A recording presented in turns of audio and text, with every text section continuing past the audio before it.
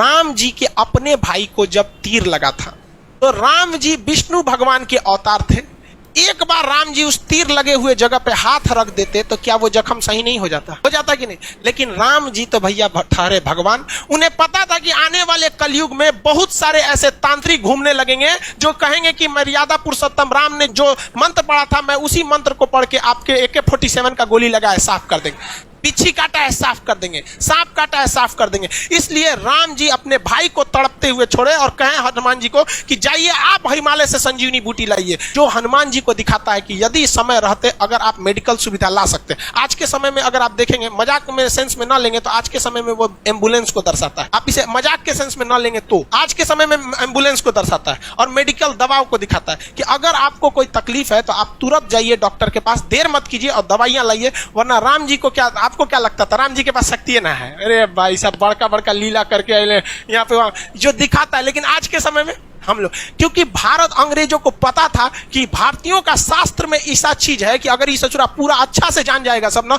तो हमारे इंग्लैंड को पीछे छोड़ के चल जाएगा। लेकिन उन्होंने इस चीज को दबा दिया, रामायण को केवल किताब रख दिया, ना कि उसे केस स्टडी में बता दिया। जबकि हार्वर्ड ऑक्सफोर्ड जैसी यूनिवर्सिटी में ये सब चीजों को केस स्टडी पे पढ़ाया जाता है कि देखो राम जी ने क्यों नहीं उस चीज को सही किया, क्योंकि इसका 800 साल 200 साल 1000 साल बाद क्या असर पड़ेगा। उस ससुरे हमारे किताब पढ़ के आगे बढ़ गए सब, हम लोग को थरिया थमा दिया, तू रामायण पे लड़, तुम महाभारत पे लड़, हम हिंदू तुम मुसलमान तुम सिख तुम ईसाई।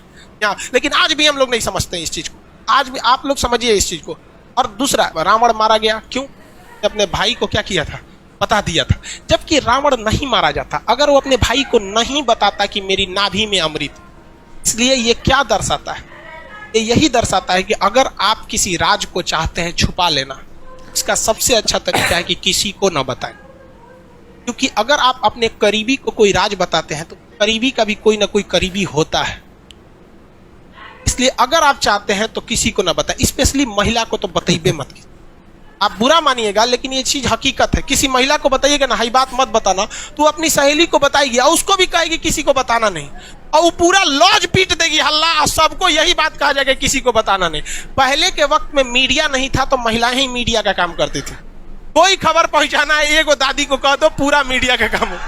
इस चीज को आप समझिए, ये केस स्टडी है। राम जी बड़ा बड़ा लंका जलाया गया, ये हुआ सारा चीज, लेकिन जब वनवास काट के जब वो घर आए तो घर पे आए तो सबको पता है कि सीता जी 83 दिन तक लंका में थी। लेकिन रावण को श्राप भी तो था कि अगर वो सीता जी को गलत नियति से टच भी करता है तो भस्म हो जाए, था कि नहीं था? पूरी दुनिया जानती थी कि सीता जी एकदम पवित्र है। लेकिन जब वो अयोध्या पहुंची तो राम जी लोगों ने सवाल उठा दिया कि सीता जी को अग्नि परीक्षा देनी पड़ी। सवाल उठाया गया था कि नहीं उठाया? तो राम जी कभी नहीं चाहते थे कि वो अपनी पत्नी को, जगत जननी मां सीता को, वो अग्नि परीक्षा में बैठाएं। लेकिन समाज में आकर उन्होंने कहा कि 90% लोग को विश्वास है कि सीता जी क्या है, एकदम पवित्र है। इवन कि अशोक वाटिका में रावण रखा था तो उसके अंदर भी बहुत ज्यादा इंसानियत थी। और कहा भी, मतलब एक रावण के, बहुत से लोग रावण की इंसानियत को भी कहते हैं और कहते भी है कि सीता जी को पवित्र लौटाया गया था।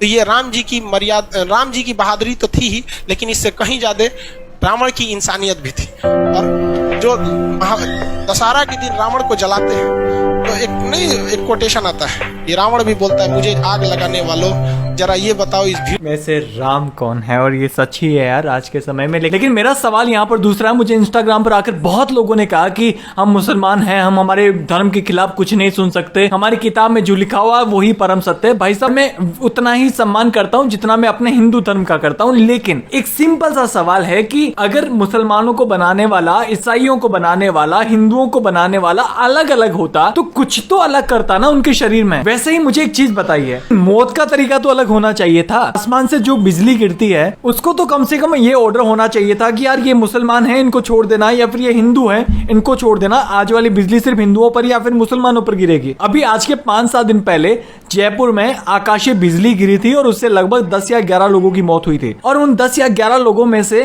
कुछ मुस्लिम भी थे और कुछ हिंदू भी। मतलब हमें बनाने वाला एक ही है ना। और जो लोग कहते हैं कि अल्लाह से बड़ा कुछ भी नहीं है, लेकिन अगर कोई मुझे पूछेगा तो मैं यही कहूँगा कि यार माँ बाप से बड़ा कोई नहीं है। अगर हमने उनकी सेवा कर ली तो उसका मतलब है कि हमने उस अल्लाह या भगवान की सेवा कर ली। अगर किसी को लगता है कि मेरा लॉजिक गलत है तो प्लीज आप मुझे इंस्टाग्राम पर आकर मिल सकते हैं। आईडी है गोरू रेखा, GORUREKHA। मुझे खुशी होगी अपनी जानकारी बढ़ाने में, या फिर अगर आप गलत है तो आपको सही करने में। साथ ही आप हमारे बारे में जानना चाहते हैं तो हमारे यूट्यूब चैनल रेखा राजस्थानी REKHARAJASTHANI पर भी आ सकते हैं, जिसपे लगभग 5 लाख सब्सक्राइबर हैं। बहुत बहुत धन्यवाद। आपसे निवेदन है कमेंट में जय हिंद लिख दीजिएगा, साथ में वीडियो को लाइक कर दीजिएगा, और हाँ, और लोगों तक शेयर करना मत भूलिएगा। जय हिंद, जय भारत।